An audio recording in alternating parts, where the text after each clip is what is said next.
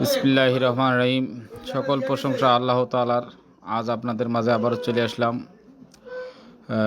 আমি আজকে এক মহিলার কবর খুঁড়তে চলে আসলাম।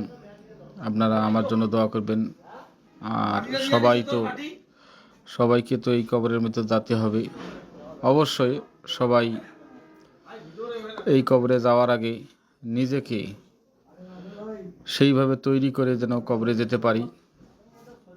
আল্লাহর কাছে এতটুকুই চাওয়া পাওয়া, আল্লাহ যেন সবাইকে এই কবরে যাওয়ার আগে আমাদেরকে